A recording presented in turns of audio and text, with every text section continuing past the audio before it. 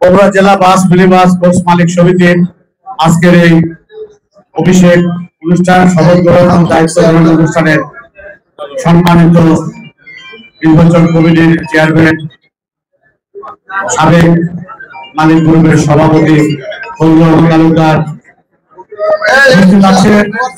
প্রধান অতিথি হিসেবে উপস্থিত আছেন জেলা বিএনপির বিপ্লবী সভাপতি সাবেক মেয়র রেজাউল বাচ্চা ভাই, উপস্থিত আছেন আমাদের শ্রমিক ইউনিয়নের সাধারণ সম্পাদক শামসু ভাই, উপস্থিত আছেন ট্রাক শ্রমিক ইউনিয়নের সভাপতি সাধারণ সম্পাদক রাসেল মিন্টু, উপস্থিত আছেন আমাদের জেলা বিএনপির জয়েন্ট সেক্রেটারি আব্দুল শেখ নাইক, উপস্থিত আছেন জেলা বিএনপির কোষাধ্যক্ষ সাবুল ভাই, উপস্থিত আছেন স্বেচ্ছাসেবক দলের সভাপতি সাধারণ সম্পাদক সরকার মুকুল শুভ, উপস্থিত আছেন ছাত্র দলের সভাপতি সেক্রেটারি সন্ধান পলাশ, উপস্থিত আছেন আমার 15 নম্বর ওয়ার্ড বিএনপি 16 নম্বর ওয়ার্ড বিএনপির নেতৃবৃন্দ, কথা বলছেন আমাদের সাবেক মরুল মালিক গ্রুপের সাধারণ সম্পাদক আব্দুল জলিল বাকি ভাই, উপস্থিত আছেন নির্বাচিত কমিটির নেতৃবৃন্দ, আমার সামনে উপস্থিত অন্ত মালিক সমিতির মালিক ভাই বোনেরা, আসসালামু আলাইকুম। আমরা আজকে শপথ নিয়েছি, সেই শপথে উল্লেখ করা আছে আমাদের মালিকদের সেবা দেব, মালিকদের কাজে লাগবে, দেশের এবং জনগণের কাজ করব, মালিকদের স্বার্থবিরোধী কাজ করবো না, এরকম ভাবে আমরা শপথ করেছি। আমি বিগত দিনে মালিক গ্রুপের সাধারণ সম্পাদক ছিলাম, এখন নির্বাচিত হলাম বাস মিনিবাস মালিক সমিতির সাধারণ সম্পাদক। আপনারা সবাই জানেন, পুরাতন যারা ছিলেন, মালিক গ্রুপের মাত্র 200 গাড়ি ছিল, গাড়ি চলতো যদি প্রতিদিন চলে হাইস্ট 150 গাড়ি চলতো। এই 150 গাড়ি নিয়ে আমি আপনাদের দোয়ায় আপনাদের সহযোগিতায় আমি কোটি টাকার সম্পত্তি করেছি।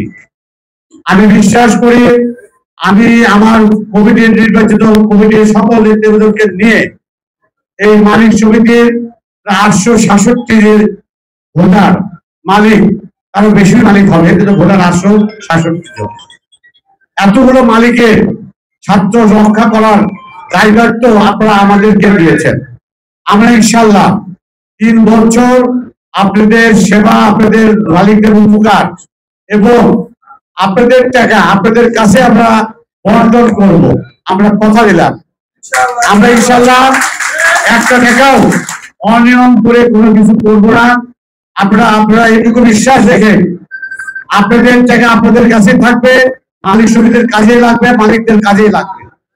আমরা এখানে মালিকদের সেবা করার জন্য আসছি, মালিকেরা ব্যবসা যেন পায় সেই ব্যবসা দেখানোর জন্য আসছে।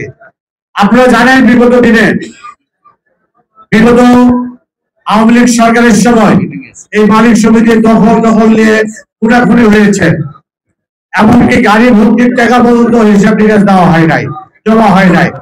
মালিকদের টাকা প্রতি বছর আমি যখন 200 গাড়ি নিয়ে যখন চলছি, তখন প্রতি বছর 3বার 4বার পর্যন্ত আমি মালিকদের ঈদের সময় বোনাস দিয়েছি। আর এখন মাঝে অবশ্য শুরু হয়েছিল, আবার বন্ধ। তো যাই হোক, আমার কথা এখানে 10-এর টাকা 10 জন টাকা জমা দেয়, সেই টাকাতে আমাদের মালিক সমিতি চলার পরে যে টাকাটা থাকবে এটা মালিকদের হক। এই মালিকদের হক দিয়ে আমরা সিনেমিনি খেলবো না। একজনের টাকা যদি মেরে খাই তাহলে একজনের হক নষ্ট হলো।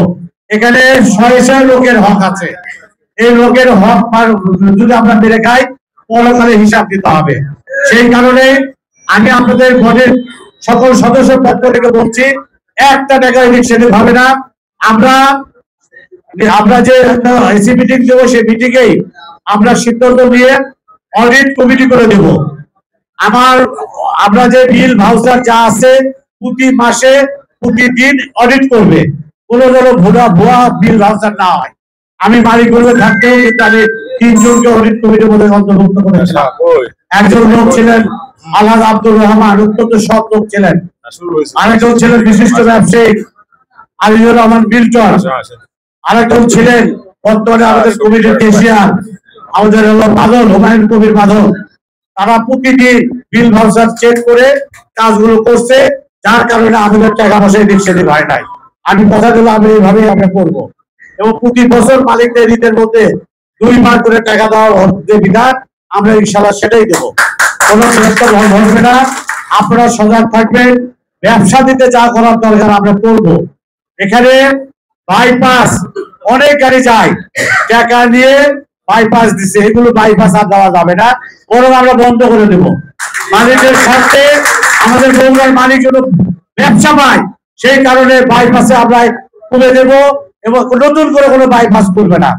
যে কোনো ব্যবসায়ী আমাদের মালিক সমিতি অন্তর্ভুক্ত, তারাই ব্যবসা করবে। আমাদের হাজার হাজার গাড়ি যাচ্ছে, আমরা বিভিন্ন ডিস্ট্রিক্টে গাড়ি ঢুকাতে পারি না, আমরা ব্যবসা পাই না।